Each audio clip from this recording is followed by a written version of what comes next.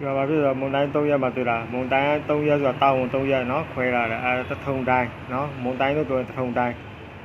မှာပါဆိုတော့3ညလीနော်3ညတထုံတိုင်းဒါဒီဥစ္စာကြီးမှတ်တာနော်မော်မြိုင်လည်းပါတယ်နော်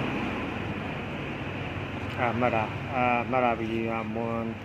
အားလုံးပေါင်းတိုင်းမြန်မာတိုင်း10တိုင်းရှိပါမယ်နော်ဒီက9တိုင်းရှိတယ်နော်တိုင်း9တိုင်းရှိတယ်ဘာဖြစ်လို့လဲဆိုတော့အဲ့ဒါက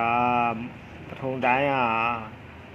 ကဥပမာရှမ်းနဲ့ဆက်တာရှမ်းနဲ့ဆက်တာနော်ရှမ်းပြည်နယ်နဲ့မျိုးဆက်တဲ့ခါကျအဲ့ဒီပထုံတိုင်းကဆက်တယ်နော်ထုံတိုင်း110နော်3ညပါလာအကုန်လုံးကထုံတိုင်းနော်ထုံတိုင်းကိုမွန်တိုင်းလို့ခေါ်တယ်မွန်တိုင်းမှာတာဝန်3ရက်ရှိတယ်နော်အဲ့ဒါမွန်တီရယ်မွန်လှရယ်မွန်ညံ့ရယ်ဆိုပြီးရှိတယ်နော်မွန်တီက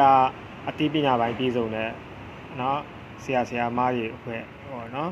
မွန်လှဆိုတာချောမွေးလှပါတယ်ပြီးတော့အတန်ကောင်းတဲ့အဖွဲ့နော်အဲ့ဒါမွန်လှမွန်ညံ့ကြတော့စမတော်ဘူးဒါပေမဲ့သူကအားကစားထူးချွန်တယ်နော်အဲ့ဒါကထုံတိုင်းလို့ပြောလို့ရှိရင်ဒီတော့ဒင်းကားပြားတွေအများဆုံးသုံးတဲ့မျိုးလို့ပြောတယ်နော်ထုံတိုင်းကဖိုးအရင်ကဒင်းကားပြားတွေသုံးတယ်အဲ့တော့သူတို့ကရှမ်းနဲ့မျိုးဆက်ပြီးတော့ရေရောက်သွားတော့အဲ့ဒီမှာအမေရိကန်နဲ့သူတို့ဘာတရားတယ်